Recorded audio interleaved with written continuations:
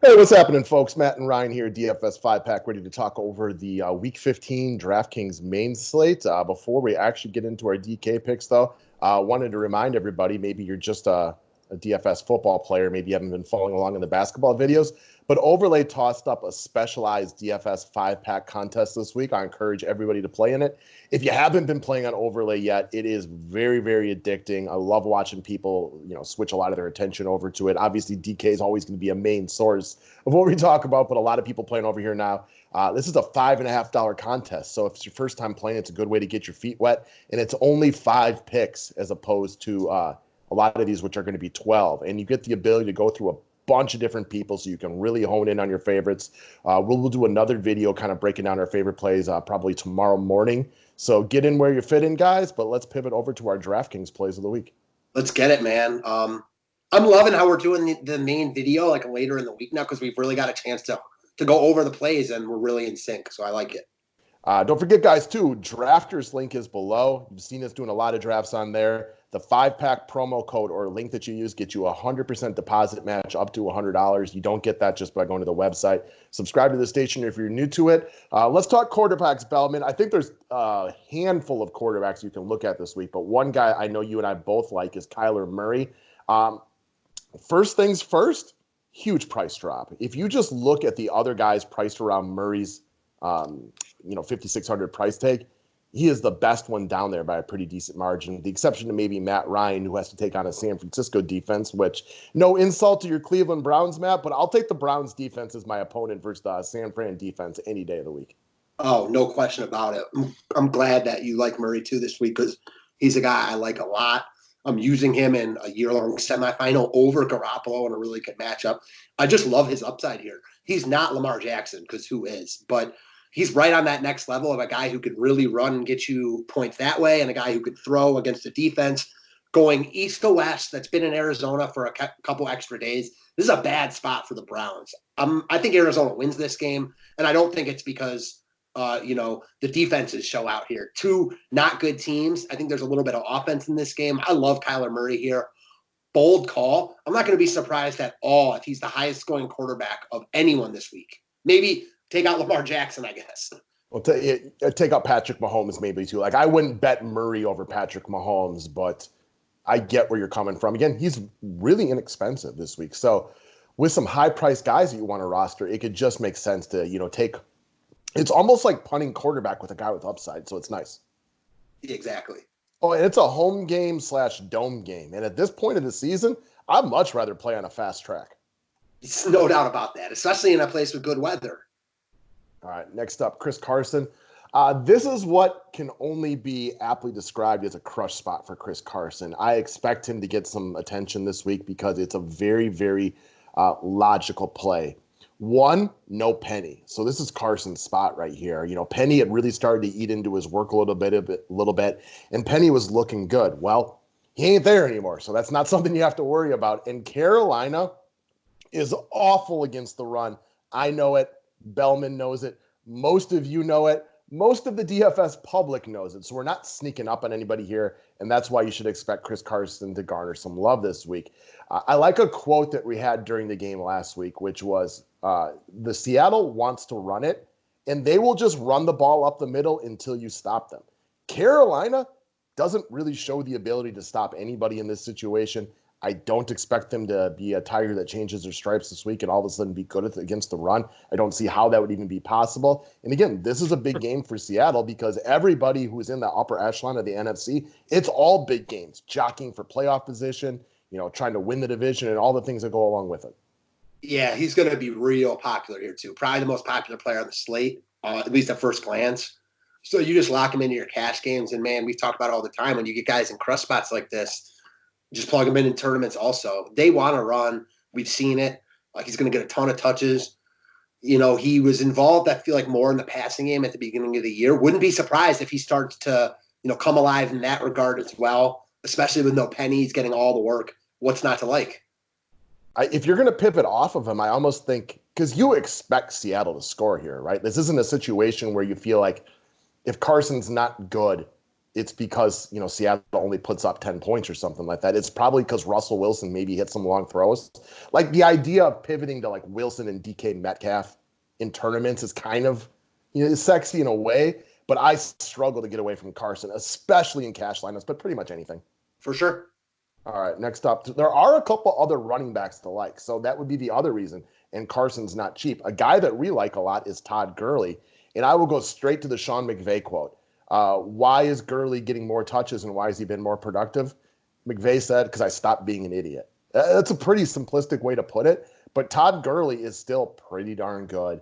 They were really trying to limit his workload that's to keep you more ready for the playoffs.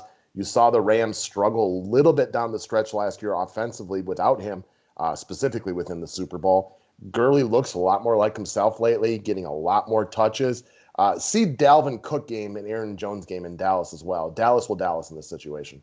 Great call on the Cook and Jones. Both those guys went off there and looked really good doing so. Gurley is one of these guys that became maybe overrated for a little bit, and now he's potentially underrated. Really starting to look more and more like the Gurley of yesteryear, last year. Doesn't look quite back yet, but he's looking like it more and more as each week goes on. This is a great spot for him to continue that. He's still really affordable at $6K. Honestly, I know that Carson is in such a crush spot this week, and I like him a ton, but if I had to pick one running back, price considered, I think it might be Gurley, honestly. And I know you were even a guy who's like 6 weeks ago, you're like, this guy's washed. He doesn't look like he's got it anymore. And it was like he was just so inconsistent with his touches. Now, the fact that you kind of like him again should say something because you were a non-Gurley guy just a month ago. Yeah, I'm buying what he's selling right now. I'm buying what the Rams are selling. They're playing good ball. The coach has obviously realized that it's no accident, no surprise, no coincidence that they're playing good ball on the heels of Gurley. So I'll ride it until, they're showing me that it's not working anymore. So very much in the mold of Kirk Cousins do I see Jared Goff. And what I mean by that is he's not a guy that's good enough to sit back and shotgun and fling it around, all of Aaron Rodgers in his heyday, Tom Brady back in the day, Drew Brees or anything like that. He needs to play action in order to be effective. When you get that threat of Todd Gurley, which we've seen lately as they've upped his workload, it makes Goff more potent, which also maybe it's not great when Goff tosses in a TD for Gurley. But what that does is open up holes for Gurley to run in, and it also creates more points for the Rams. And ultimately, Gurley is a guy who's scored 10 touchdowns again already this year, can be the benefactor of that situation. Amen. All right, next up is your boy D.D. Westbrook. One of the things we talked about yesterday, we weren't sure the last guy we wanted to bring up was we weren't 100% sure if Chark was going to play or not. You didn't think he was. You were obviously right about that because they've already ruled him out. One of the things you got to love right here is Oakland's pass D is atrocious. But also, Jacksonville's defense, remember a couple of years ago when it was the best defense in football? Well, they're like the opposite of that now. They're awful. So this is a game that could have some points, but also forces Jacksonville to throw the ball a little bit. Definitely. Kind of like the Wizards in the NBA. It's like the best of both worlds. Their D sucks. Both D sucks. There's going to be a lot of scoring in this game. We've seen Westbrook come alive recently. No Chark just opens up everything. Again, I expect points in this game. I think multiple pieces from both offenses are potentially in play, but at 4,600, and there's a couple wide receivers I like in this price point who we went over on members only. Westbrook stands out. Cog in the machine type of play here, building block type of play at this price point in both formats, in my opinion. This game's really, really interesting to me because you got two bad football teams right here. Again, Oakland had some moments this year, but they're not good. Obviously, Jacksonville is not good. And this is a game where, for me, I'm not surprised if it's 38-35 or 17-13 because you never know what to expect out of two, not good football teams like this. But either way, you have to look at a guy like Westbrook. They're going to have to throw at some points, right? It's not likely. Leonard Fournette's good, but you can't see, the whole game being Leonard Fournette and then Oakland not getting anything. Westbrook should have a nice target share tomorrow with no Chark.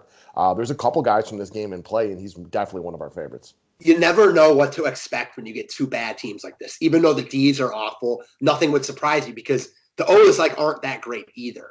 So I'm with you 100% there. And that's kind of why, not even kind of why, that's why I don't want to load up on this game. I don't want to do a game stack. But pieces are in play, and I'm fine if I only have one piece. And if I do, that piece will probably be Westbrook. All right, guys, we will get into the other portions of this game on the Final Thoughts NFL video. A lot to talk about right here because, again, I'm with you. I think we see this one eye to eye in the idea that if there's 80 points in this game, I wouldn't bat an eye. If there's 28 combined points in this game, I wouldn't bat an eye. Yeah, because the other thing is the D's are bad. So to that last point you made about 28 points, I could easily see both teams being able to move the ball and then just not getting in the end zone because they're not good. We see that a lot. We saw earlier in the year with Cincinnati multiple times. So we do see this eye to eye for sure. Last up, let's do a little bit more what I would assume will be a chalk talk. Last week, Thomas had nice ownership, came through big time for us over here.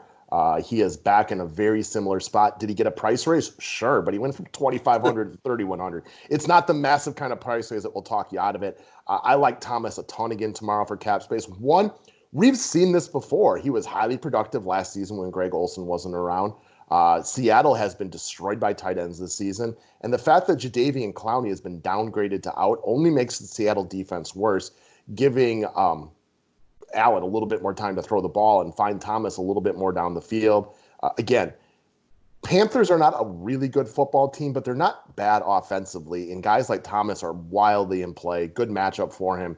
Cheap, allows you to get guys like, Chris Carson in your lineup, stuff like that. It just seems to be more of a definitely building block type of play. I think there could be offense on both sides of this game, like big time. Like I wouldn't be surprised at all if this game has more offense than the game we just talked about. Teams are better, but the offenses are better. I like Ian Thomas. I think he might be better than Greg Olsen already right now. And that's definitely more athletic, right? And right? Play capable. I mean, clearly Kyle Allen likes him. They took him early. They like him too. This is another guy. He's not like Dallas Goedert where he'd like start on basically every other team, but he'd be a starter in a bunch of places. I like this dude. He would start in Green Bay right now, in my opinion. Like he's better than Jimmy Graham is right now. I agree. I agree with that. I would say he's like a, I don't know, like an average tight end in terms of like where I would rank him, but that only might because he hasn't had an opportunity to prove it. I think he's also a better pass catching tight end than he is probably run blocker at this point. Great call. But you want to know what? That's cool because that's what we need him for. I'm not looking to get Christian McCaffrey holes. I'm looking to get points out of him. And that kind of ties together, man. And that could possibly be a reason that McCaffrey wasn't great last week. And they, I mean, who knows? I'm just speculating there, but you're 100% right there.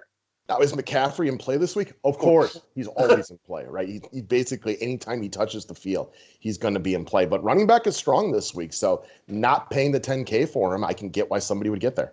100%. All right, guys, thanks a lot. Membership's available through the website. Thumbs up is appreciated. Subscribe to the station if you're new to it. Go play on Overlay, and we will see you guys on a little bit later. Thank you.